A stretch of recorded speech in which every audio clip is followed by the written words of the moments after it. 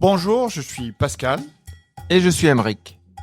On est dans le jus, le podcast hebdomadaire qui explore le monde passionnant de la restauration au Québec. Loin des clichés de la télé-réalité, à chaque épisode, nous recevons une ou un invité.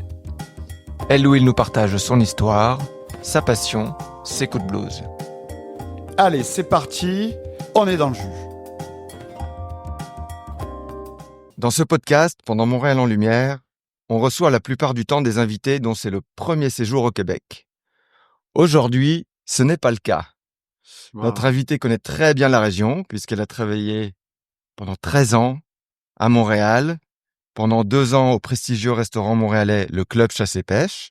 Et pour boucler la boucle, elle retourne cette semaine dans ce même établissement pour présenter son savoir-faire. Elle est sommelière, copropriétaire du restaurant Comice à Paris, étoilé Michelin s'il vous plaît. Aujourd'hui, c'est Etelia qui est dans le jus. Bonjour Etelia. Bonjour. Ça va? Salut. Très bien, merci. Alors, Ravi d'être là. Toi, Bienvenue au Québec. Ouais. Merci. Re-bienvenue. Oui. Bienvenue au Québec. Ça fait Ouais. plaisir. Le Comice, juste pour pour situer nos éditeurs et auditrices, c'est un restaurant qui est à Paris, dans le 16e, Exactement. et tu as une étoile guide Michelin depuis 7 ou 8 ans. 7 Oui. ans? On a eu l'étoile 4 mois après notre ouverture. C'est quand même pas Ils mal. sont venus manger à notre restaurant le 8e jour d'ouverture. Ah, mais Ouais. alors tu savais que c'était le... Non, on ne savait pas, Tu mais t'en doutais. on se doutait, surtout Noam. On a une cuisine ouverte. Il a vu l'inspecteur entrer. Il a dit c'est un inspecteur. Ah ouais? J'en suis sûre. Il Comment, avait raison. comment il le savait? Il sentait son énergie, un profil. Il y a un certain profil qui est peut-être pas toujours le profil, mais on avait une feeling et il avait raison. Il s'était présenté à la fin de son repas. C'est quand même incroyable de Ah, il s'est venir. présenté à la fin du repas quand Oui, même. oui. Parce Personne sait qu'est-ce qu'ils font ou font pas. C'est pas une formule ou une recette constante, mais de temps en temps, ils se présentent, de temps en temps, ils se présentent pas. Ça nous est arrivé 2 fois qu'ils se sont présentés à la fin de leur repas. Ok, c'est quand même incroyable qu'un guide de cette renommée arrive et juge un restaurant 2 jours après son ouverture. 8.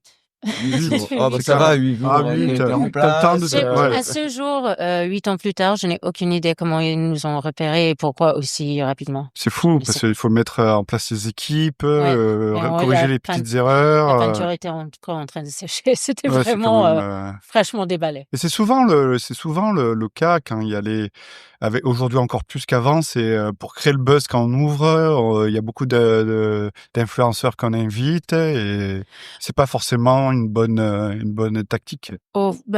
Déjà, il y a 7 ans, c'était pas encore aussi répandu qu'aujourd'hui. Je pense que ça commençait, mais les choses vont vite aujourd'hui. Mais à l'époque, c'était encore une question de journaliste critique, un peu plus classique, traditionnel. Mais à vrai dire, on était un peu surpris à quel point les gens descendent tous ensemble en même temps pour aller pour faire partie de ceux qui ont découvert le restaurant en premier. Il y a encore cette notion à Paris, je sais pas si c'est pareil au Québec ou à Montréal, mais à Paris, il y a une ouverture, il y a du buzz et tout le monde veut être là dès qu'il est possible pour C'est- dire que moi, je l'ai repéré avant. Donc, ouais, un peu. Donc, c'était vraiment, pour nous, ça nous a un peu déstabilisés parce qu'on était un peu naïfs. On savait pas trop à quoi Ouais, tu s'attendre. t'es dit, on va prendre 5-6 mois pour Doucement, on va se pour mettre- se poser, voilà. se mettre en place, Complètement. trouver la formule gagnante, et puis en fait, non. Donc, une semaine plus tard, il y avait un article dans Le Figaro avec Emmanuel Rubin. Je sais même pas quand il est venu au restaurant. Je l'avais pas repéré. Pourtant, je l'aurais reconnu. 3 semaines après l'ouverture, François-Régis Gaudry. 8 jours après l'ouverture, premier inspecteur Michelin. Et tous les papiers ont débarqué en même temps. C'était fou. Il y avait une papeterie qui vendait des magazines juste à côté et j'allais tous les samedis pour acheter 2 ou 3 exemplaires avec un article sur nous. Mais c'était surréel. Je ne réalisais pas, en fait. J'étais dans le tourbillon de l'ouverture, donc ça se passait et je me disais, OK, c'est normal que c'est comme ça, mais en regardant avec du recul, c'est fou. mais pour arriver à autant arriver à attirer autant de personnes et tout, vous avez affaire à On a un Pierre, rien du tout. fait. Pas de. On Ah, connaissait personne. c'est fou. On a travaillé à Paris pendant 2 ans et on était relativement fraîchement débarqués. On faisait pas partie du Genre, t'as travaillé paysage. t'as travaillé dans un autre resto, On est allé à Paris en 2014 quand pour des expériences professionnelles. alors quand tu dis on, c'est Noam, mon avec mari et Noam, moi, ton conjoint, Noam Guedala. pour revenir à l'histoire originale, de notre raison d'être à Paris, c'est que j'ai rencontré Noam à Montréal. J'étais déjà bien installée à Montréal et j'avais pas de projet de déménagement particulièrement ancré dans ma tête. Mais il avait travaillé au restaurant The French Laundry, c'est un restaurant 3 étoiles en Californie pendant plusieurs années. Il avait envie de aller vivre en France, avoir une expérience en France, travailler avec les produits français, élargir un peu ses horizons. Donc je suis allée, en fait, on s'est rencontrés à Montréal et 2 semaines après qu'on se rencontre, il m'a demandé si je viendrais avec lui et on s'était fait sponsoriser pour des postes de chef de cuisine et chef sommelier dans un restaurant étoilé. Et on s'était dit, ça n'arrive pas tous les jours à un couple canadien de se faire sponsoriser à Paris. Donc on va, on va tenter notre chance, on verra qu'est-ce que ça donne. Ça peut durer 2 mois, 2 ans, on n'a aucune idée. Et nous voici 11 ans plus tard avec un restaurant, une vie, une fille, tout. Et la nourriture que vous faites au Comice, c'est de la nourriture française? C'est une cuisine française contemporaine basée sur les saisons et les produits. Donc, je sais que tout le monde dit ça et c'est vraiment une façon de parler, mais c'est la vérité. En fait, être à Montréal, ça nous permet un peu de recul sur ce qu'on fait parce qu'on est tellement dans le jus. Qu'on n'a pas toujours le temps à réaliser quotidiennement ce qu'on fait. Et réellement, le produit a tant d'impact sur le résultat final. On la réalise en ce moment pendant qu'on fait les mises en place et les préparations pour cet événement avec l'équipe chasse et pêche. Ce n'est pas les mêmes farines, ce n'est pas la même crèmerie, ce n'est pas les mêmes types de légumes, etc. Donc, il y a un résultat qui est c'est pas exactement pareil. C'est intéressant, c'est super, c'est différent, mais c'est pas le produit a tant d'impact sur le résultat. C'est tellement important. C'est pas une question de meilleur ou pire, c'est une question c'est la base de la cuisine en fait. C'est le produit.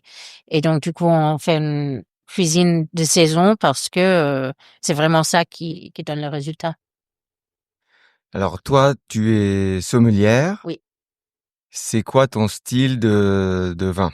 Je dirais que ce qui me passionne le plus et depuis que j'ai commencé il y a, presque 20 ans, c'est le vin d'artisan. Donc c'est pas comment dire?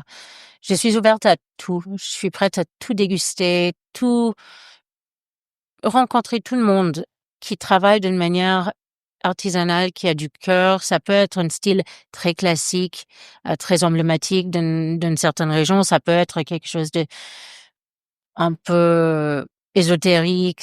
Je suis prête à tout déguster tant que ça soit fait avec du cœur. Voilà, donc les vins d'artisan. Alors, est-ce que tu peux nous donner quelques exemples un peu plus concrets qu'est-ce que c'est tes coups de cœur en ce moment? Que tu sers à ton restaurant? Je suis fidèle depuis de nombreuses années à une chablisienne qui s'appelle Athénaïs de Berru, que j'ai rencontrée à Montréal. Qui est venue ici, qui est encore venue ici, je pense, pour Montréal en Lumière. Elle vient la semaine prochaine, oui. Donc elle sera là. Je l'ai rencontrée à Montréal en 2013. Et quand je suis arrivée à Paris, nous sommes entrés en contact et on est devenus très, très proches.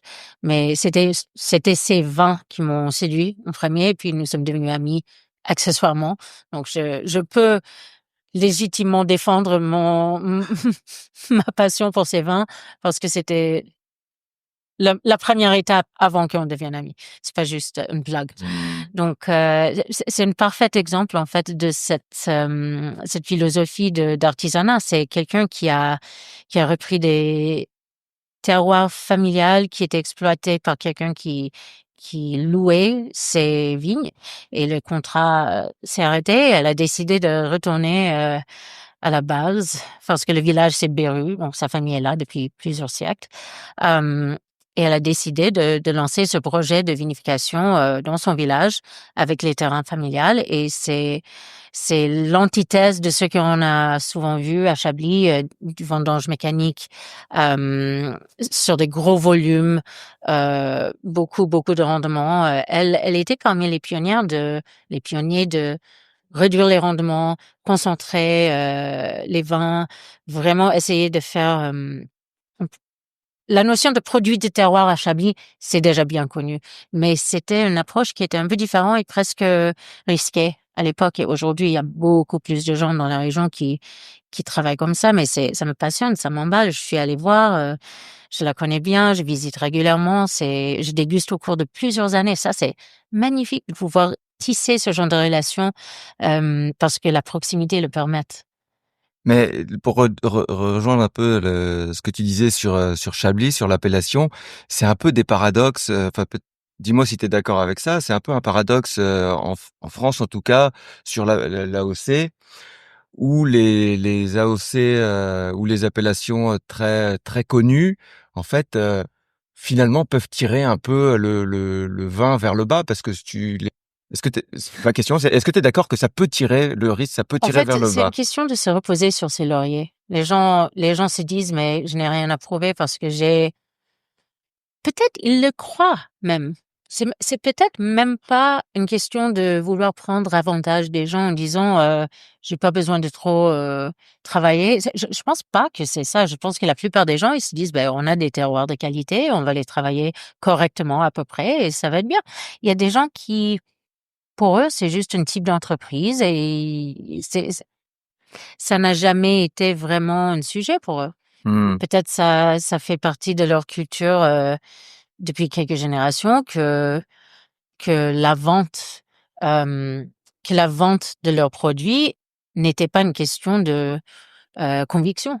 C'était Bah, simplement une activité, commerciale qui tienne, dans c'est la famille.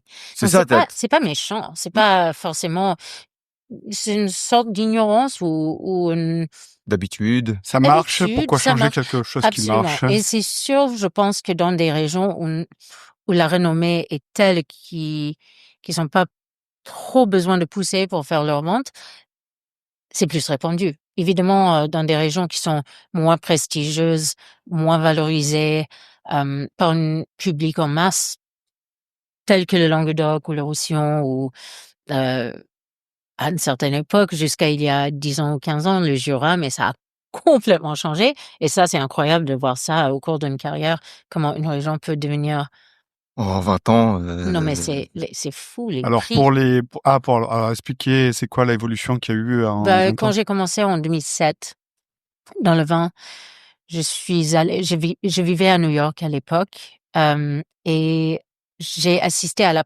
première dégustation des vins de Jura qu'un genre de consortium de vignerons a organisé pour faire connaître la région. Parce que le Jura était un petit peu méconnu. Les vins, il y a beaucoup de vins très typés qui étaient pas du tout appréciés par un grand public parce que c'est assez complexe, les vins très, jaunes, les très, vins très oxydatifs. très fort en goût, C'est parfois il y a un manque ouais. d'équilibre. Ça peut être, déroutant et tout, donc ils se sont assemblés pour faire une genre de, association de vignerons de Jura et ils sont arrivés à Manhattan, pour une dégustation des vins de Jura et c'était leur premier. Je me souviens, il y avait Julien Labey qu'aujourd'hui on peut à peu près jamais accéder à ces vins, Comme hem, beaucoup dans le comme Jura. beaucoup dans le Jura, mais à l'époque, ils suppliaient que les gens dégustent et moi je venais de commencer donc j'avais aucune repère, je ne connaissais rien. J'étais juste charmée par cette idée de déguster des vins, à New York. Je trouvais ça magnifique. Mais en regardant avec du recul en arrière, je réalise à quel point c'est fou comment, en moins de 20 ans, hem, la perception de la région a complètement transformé. Mais vraiment. Ça va vite dans le vin, comme Oui, dans les oui, restos, tout va très vite, oui, oui. Plus vite qu'on imagine. plus vite qu'on Ouais, imagine. ouais. En quelle année tu as travaillé à Montréal et où tu as travaillé? À part le chasse et J'ai pêche, le fait club beaucoup chasse de et pêche. restaurants gastronomiques à Montréal. Quand je suis Ouais. arrivée, en 2001, je suis venue à Montréal, Donc tu viens de Winnipeg. Winnipeg, Mes parents sont immigrés, de l'Ukraine en 78 OK. et j'étais née à Winnipeg, mais je n'étais jamais vraiment, emballée par la vie là-bas. J'ai grandi dans une maison qui était extrêmement européenne. Mes parents étaient restaurateurs à plus petite échelle, mais ma mère est pianiste de musique classique. J'ai grandi dans une maison où il y avait de la musique classique, des vins, de la nourriture, la gastronomie. C'était à son niveau, c'était vraiment un point central de nos vies.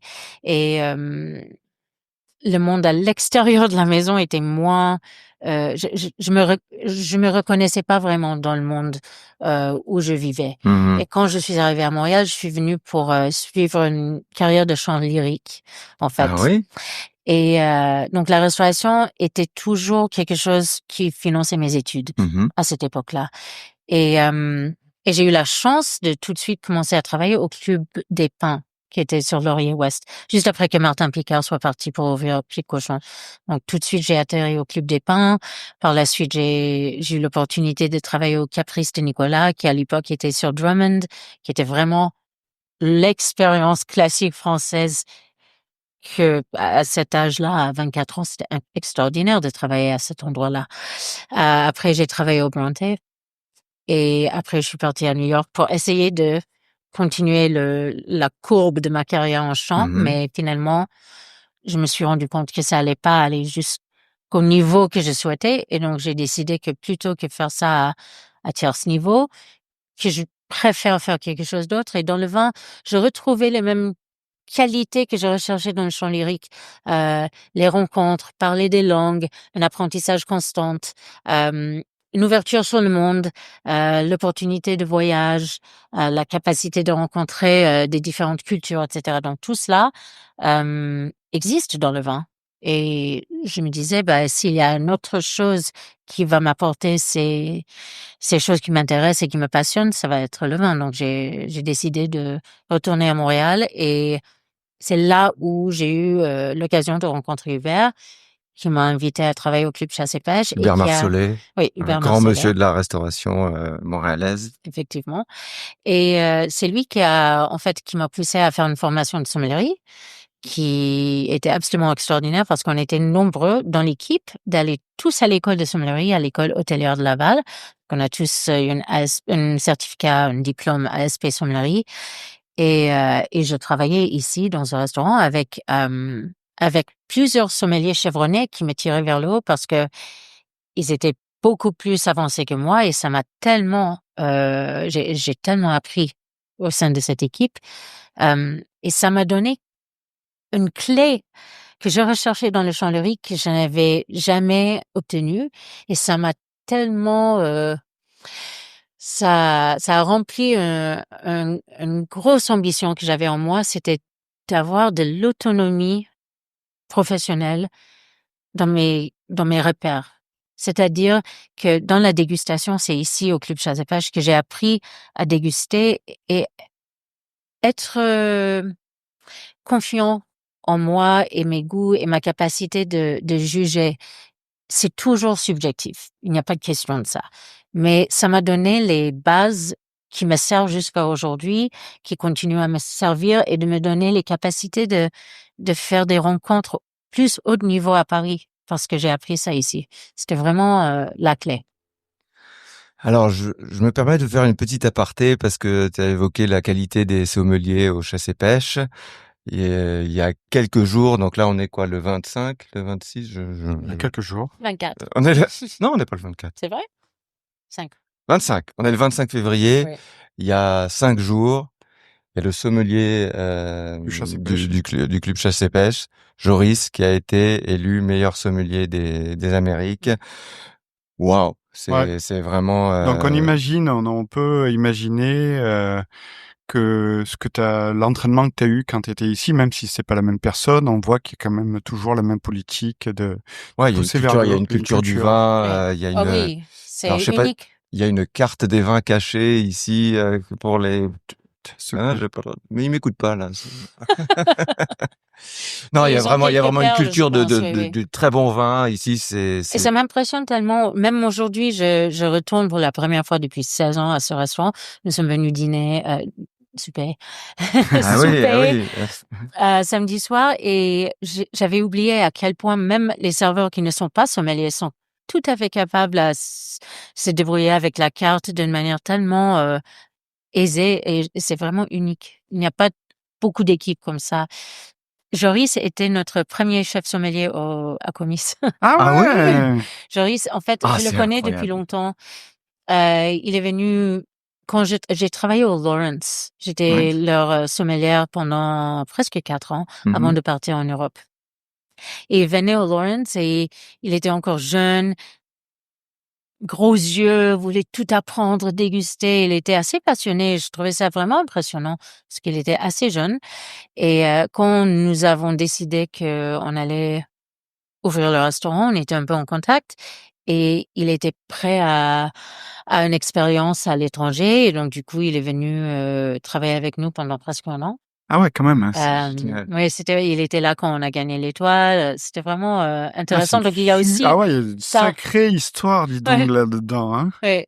Il y a beaucoup de liens, il y a beaucoup de boucles qui sont bouclées avec cet événement, en fait. Et est-ce que, c'est le Montréal à la lumière a été l'occasion justement de boucler cette boucle, ou Hem ça se serait fait naturellement à un moment En donné, mais fait, c'était Hubert dans un premier temps qui m'avait, approché avec cette idée dans le cadre de leurs 20 ans de club chasse et pêche.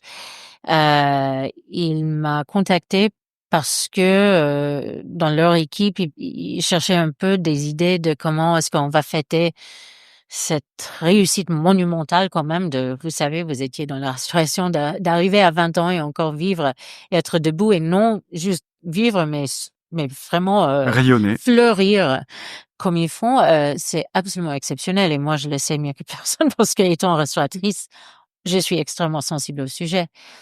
Et il m'a contacté en disant: «Est-ce que vous seriez éventuellement intéressé?» Et tout de suite, on s'est déjà fait approcher à plusieurs reprises par différentes personnes dans différentes villes et cetera qui aiment notre cuisine, qui sont intéressées à faire quelque chose. Mais à chaque fois, ça ne me semblait pas cohérent à quelque part. Soit quelqu'un nous dit, «Venez à notre, voilà, chalet, auberge à Hawaï», mais on se voit pas vraiment faire, de l'espadon et voilà. C'est une cuisine française, c'est pas on voyait pas ça. Donc quand Hubert a appelé pour la première fois, j'avais un petit feeling que peut-être, en fait, ça pourrait fonctionner parce que je connais le restaurant, on a une clientèle qui se ressemble. Il y a quelque chose de naturel qui pourrait se faire et j'en ai parlé avec Noam et j'étais un peu surprise, il était vraiment partant tout de suite et il n'est pas habituellement, pour lui de sortir de sa propre cuisine, c'est pas facile pour n'importe quel chef, Mmh. mais il est assez C'est son fidèle à ses cocon, c'est ses habitudes, oui. habitudes, C'est c'est pas son quelqu'un qui confort, va faire des pop-up, partout et mais c'est pas pour tout le monde. non, c'est pas pour lui. Donc de faire ça, c'est quand même un gros engagement qu'on a entamé et on l'a fait consciemment et puis on s'était dit que ce serait l'occasion de le faire pendant Montréal en lumière parce que c'est logique à quelque part. C'est un super festival. Cette année, il y a plein de restaurants qui s'emballent. On s'était dit, bah, faisons ça, en même temps. Ouais, mais surtout que vous fermez le comice quand vous venez parce que C'est un c'est gros engagement parce ouais, que nous sommes entièrement opérationnels. On est tous les 2 là. Si on n'est pas là, le restaurant est fermé. Vous êtes combien à travailler dans le restaurant? Une quinzaine. OK, quand même. On est 4 ou 5 en salle et je fais le vin seul. Je fais tout le vin. Et Noam, il a une équipe de 7-8, OK, voilà. et vous et combien travaillez pas le samedi ni le dimanche, hein? De temps en temps, c'est très assez rare. Le samedi maintenant plus, OK. parce qu'il y a beaucoup de demandes et on s'était dit, «Il faut pas dire non à la demande», donc en ce moment, on fait pas mal de samedis, mais dimanche, on est fermé. et combien de couverts vous faites? Une trentaine, Une trentaine? OK. ouais. Et qu'est-ce que tu dirais, toi qui connais bien les 2 scènes, la scène montréalaise et la scène parisienne là, quels sont les points communs et les différences de ces 2 Les scènes? points communs, c'est la passion que la clientèle possède pour la gastronomie et la restauration. C'est une des choses que j'ai adoré en arrivant à Montréal de Winnipeg, c'est que la gastronomie, le moment à table, ça a une importance énorme dans la vie de beaucoup de gens dans les 2 cultures et je trouvais ça toujours très cultivé, très passionnant J'ai adoré ça en arrivant à Montréal et c'est encore plus le cas à Paris parce que les gens, ils ont des petits appartements, ils cuisinent pas vraiment à la maison, ils sortent régulièrement. Il y a beaucoup de tourisme à Paris pour des raisons professionnelles, pour des raisons d'exposition, des événements culturels, etc. Et, et je trouve que ça se ressemble dans ce sens-là. Les différences, mais évidemment, le fait qu'il y a l'hiver assez rude au Québec, ça a un impact sur l'accès aux produits. Ça change complètement le paysage de sourcing et de se fournir avec des produits. L'absence de beaucoup de légumes pendant une certaine partie de l'année. Par exemple, en France, on travaille beaucoup les agrumes en hiver parce qu'il y a vraiment une saison pour les agrumes en hiver. Corse, Méditerranée, c'est le menu qu'on fait là, c'est basé sur l'acidité et la petite amertume et la douceur des agrumes. Et ça n'existe pas vraiment ici, parce que ce n'est pas les climats pour et il n'y a même pas de climat voisinants qui peuvent c'est des produits importés, donc c'est ce qui est normal. Ça, c'est une grande différence. Hem Et je dirais aussi la patrimoine, l'historique. Et évidemment, tout en Europe est plus vieux, donc la culture est plus vieille. Il y a juste plus de recul, plus il y a des décennies et des siècles de, hem, recherche, heu, profonde sur l'origine des produits. La France, c'est un des seuls pays qui possède une certification de grande renommée pour l'artisanat, le meilleur ouvrier de France. Ça n'existe pas vraiment ailleurs. De pouvoir dire qu'on donne un prestige du plus haut niveau à quelqu'un qui fait de la maçonnerie ou sommellerie ou maître d'hôtel ou cuisine ou Poissonnerie. ébénisterie, poissonnerie, c'est quand même absolument extraordinaire et ça fait partie de leur vieille culture et je pense que c'est un petit peu moins avancé ici. Il y a une reconnaissance et une appréciation pour l'artisanat, mais peut-être par jeunesse, pas au même niveau, parce que ça reste une jeune culture. Alors, avant d'attaquer la proposition que vous faites ici, j'ai une petite question. Tu n'es pas obligé d'y répondre. Le guide Michelin arrive ici. Oui. Est-ce que, toi qui connais les deux scènes, il y a beaucoup de gens qui sont inquiets, pour être honnête avec toi, qui disent oui, mais ça va détruire un peu l'esprit de camaraderie, ça va exacerber l'esprit de compétition, l'ambition pas forcément bien guidée. Qu'est-ce que tu as un point de vue sur ça? Est-ce que ça changerait, à ton avis, l'image de la gastronomie québécoise? Je je ne sais pas trop. La seule chose que je peux dire, c'est que je pense que la façon que Michelin fonctionne à Paris vis-à-vis d'autres villes n'est pas pareil parce que c'est tellement ancré dans la culture. Mais c'est une guide qui a commencé, c'est une guide routière en fait. On oublie très rapidement, Oui. mais Michelin, c'est un vendeur de pneus. Donc C'était c'est le pas trajet pour les... C'est le but de ce guide, il y a une centaine d'années, c'était pour guider les gens qui étaient en déplacement, en voiture, pour faire des balades en province, d'avoir, accès aux informations pour des endroits à manger ou, s'héberger et cetera.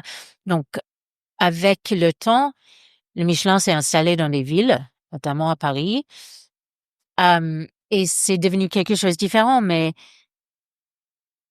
et je sais pas trop parce que à quelque part, on pourrait dire que c'est dans l'esprit original de dire: «Oui, vous allez dans telle ou telle ville, vous allez dans telle ou telle ville», hem, ça vous permet à repérer des endroits, mais je ne sais pas comment ça va sonner au Québec, à Montréal. Le jour où tu as eu l'étoile, où ça a été annoncé, j'imagine que ton carnet de commandes du jour au lendemain A explosé. était explosé. Est-ce que Ouais. tu peux raconter ça? Parce que pour bien que les restaurateurs et les chefs cuisiniers du Québec se préparent à ça. C'est et encore une fois, je ne sais pas si ça va avoir le avoir le même même impact. impact. Il y a une petite bulle artificielle qui se crée avec cette annonce parce que, évidemment, c'est une coup de projecteur qui est assez intense et ça arrive rapidement. Hem, c'est sûr que le carnet de réservation se remplit, très rapidement.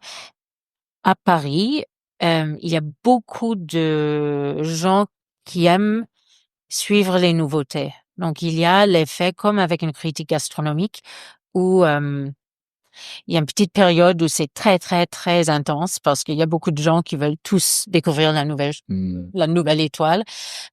Mais à Paris spécifiquement, l'approche était assez particulière parce qu'on se disait, quand les gens viennent à notre restaurant, ils viennent parce qu'ils veulent passer un bon moment, parce qu'ils veulent manger ensemble, parce qu'ils sont là pour le plaisir de manger. Et les 2 phrases qui sortaient des bouches des convives pendant cette période-là, c'était de 1, on est venu tester votre restaurant, qui est la façon que les Parisiens parlent d'aller au restaurant, un nouveau restaurant, on va tester. Tester le nouveau restaurant. Oui, qui à mes oreilles anglophones me semble un peu en conflit. Genre, vous avez des preuves à faire. Et de 2, ils disaient tous, on est venu pour voir si vous méritez votre étoile. Ah, c'est beau. C'était la phrase que tous les Français ou Franco-Parisiens qui venaient au restaurant, ils ne venaient pas en disant « Ah, vous avez une étoile, félicitations, on est heureux de Eh découvrir. » oui, surtout que vous venez du Canada, un Oui, pays oui. qui est pas C'est- 4 mois. Ouais. de la France qui n'est pas réputé pour sa gastronomie, qui n'est pas connu pour sa Oui. gastronomie en tout cas. Donc vous vous installez à Paris, la capitale bon, Lyon on va pas être content, mais moi je suis parisien, donc je le dis, la Oui. capitale de Mais la vous gastronomie. Oui. Donc ils sont là, oh là là, qu'est-ce que c'est que ces Canadiens qui viennent nous voler le spotlight? Oui. On va aller Oui. on va aller tester ça et vérifier Ouais. s'il a mérite sur cuisine. Alors, Waouh. C'était la phrase qui sortait de la bouche de tout le monde. Et je trouvais ça, c'était un peu un bizutage pendant quelques Bah oui. mois. Ouais. Donc, je ne sais pas si les gens ont Mais c'est sûr la que ça va même être la même. façon de parler ou pas. Je C'est sais pas. pratique, mais c'est sûr que les gens vont vouloir, étant donné que c'est la première fois qu'il va y avoir des étoiles, les gens vont vouloir tester Oui, et est-ce que ça approuver. vaut? Est-ce qu'on comprend bien? Est-ce qu'ils ont raison? Est-ce qu'ils ont Oui. tort? C'est sûr, Je trouve ça, ça va être terrible. je trouve ça absurde à quelque part, cette notion par exemple, tous les articles, il y a 2-3 journalistes qui récemment, depuis 2 ans, je trouve, à Paris, qui leur façon de présenter leur chronique sur les restaurants, que vaut tel ou tel restaurant? Waouh. Que vaut... Et je trouve ça d'une position de conflit dès la première phrase. Au lieu Ouais. de dire, voici notre perception, je sais pas. Oui, oui. Pourquoi Oui, au lieu que de vaut? dire j'ai passé un bon moment dans ce Est-ce restaurant. qu'il faut les jeter à la poubelle ou est-ce qu'ils ont le droit Ah, y aller. d'exister? Mais Voilà. c'était un peu comme ça à un moment donné ici aussi. Il y avait une critique qui faisait ça. J'y retourne pas. Ah oui. Exactement. Mais Là, ça faisait mal. aujourd'hui, c'est le cas à Paris. Il y a Ah oui. beaucoup de critiques qui font ça. Après, Chacun C'est le jeu. chacun sa ils vision. cherchent des façons d'attirer une audience et c'est compréhensible. Ils ont leur travail à faire aussi, mais je sais pas, j'apprécie l'approche et il y a beaucoup de gens qui l'ont et Dieu merci parce que sinon les restaurants seraient tous écrasés.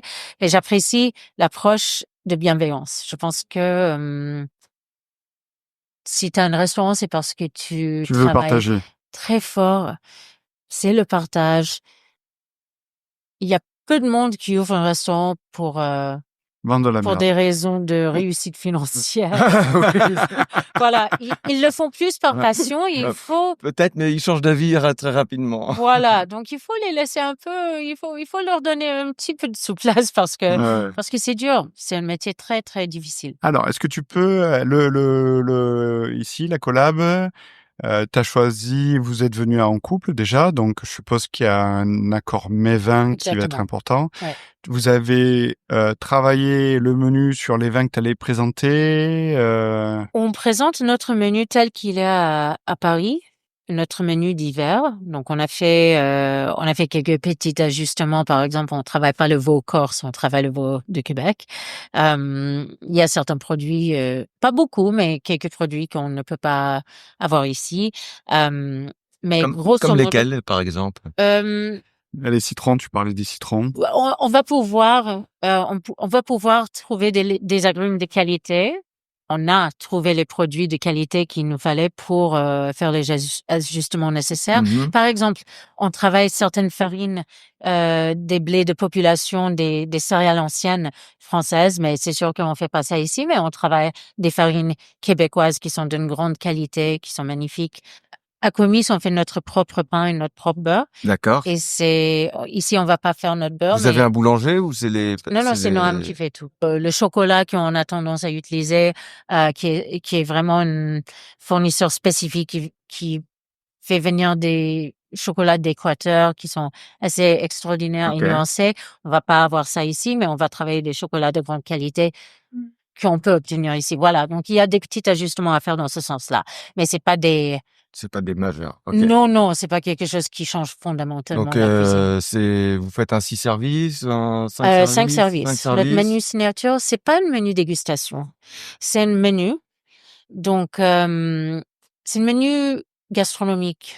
Un repas gastronomique français. Donc, Noam, il adore, c'est comme un concerto.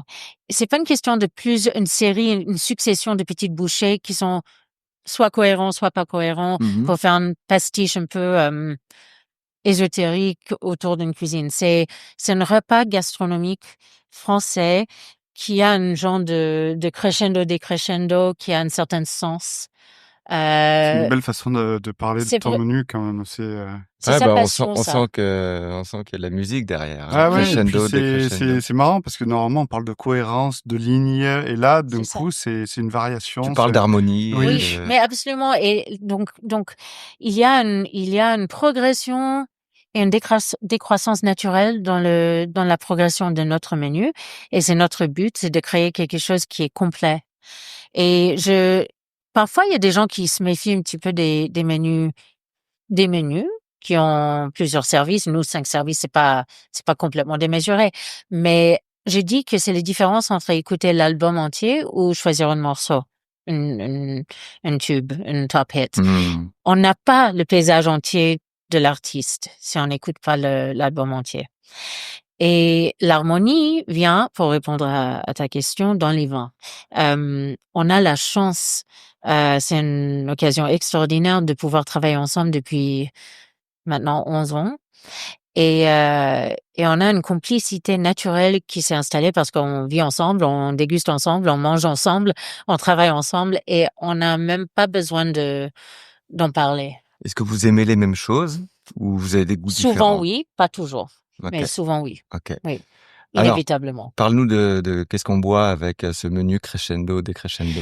C'est une cuisine qui est très axée sur la fraîcheur, l'équilibre.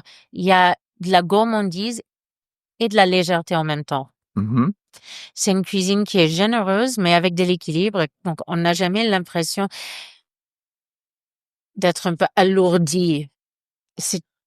On a souvent les commentaires des convives qui viennent au restaurant qui disent j'ai bien mangé, je suis rassaisie, mais je ne me sens pas je ne suis pas gavée, je ne me sens pas bien, je ne me sens pas bien, je suis vraiment équilibrée.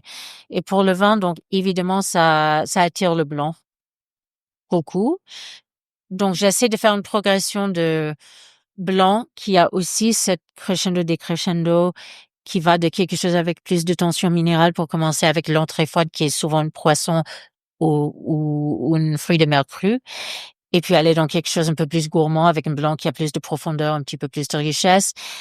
Et puis passer au rouge avec le plat qui est souvent un produit comme le veau corse de Jacques Abatucci, qui est le frère de Jean-Charles Abatucci, qui est un vigneron de grande renommée. Ils ont des terroirs corse, des terroirs agricoles corse qui existent depuis 13 générations.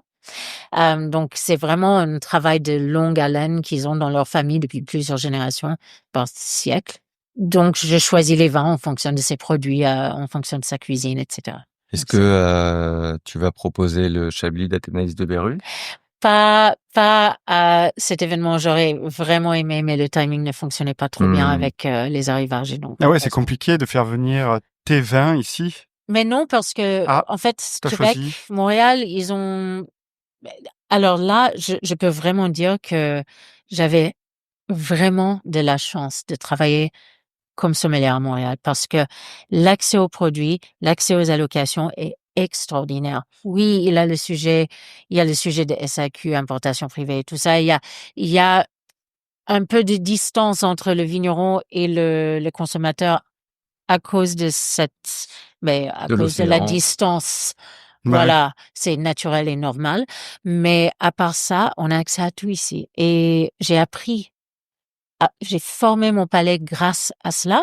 En France, parce que c'est un pays chauvin, parce que évidemment, c'est un pays viticole qui a une richesse et une panoplie de vins qui est absolument extraordinaire, mais c'est un petit peu plus axé sur sa production. C'est moins large. Il y a des vins italiens et étrangers, mais Ouais. c'est pas valorisé de la même façon. Donc, j'ai eu vraiment de la chance de travailler ici.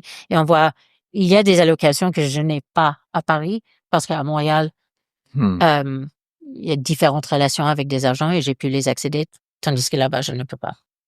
Bah, écoute, merci, beaucoup pour, ton temps. On va pas te Avec retenir plaisir. plus longtemps parce que, Et on ouais, avait dit une demi-heure et on a tiré au maximum un peu là. C'était passionnant de t'entendre Ouais, parler. c'est ben, vraiment merci. passionnant. C'est vraiment, Merci.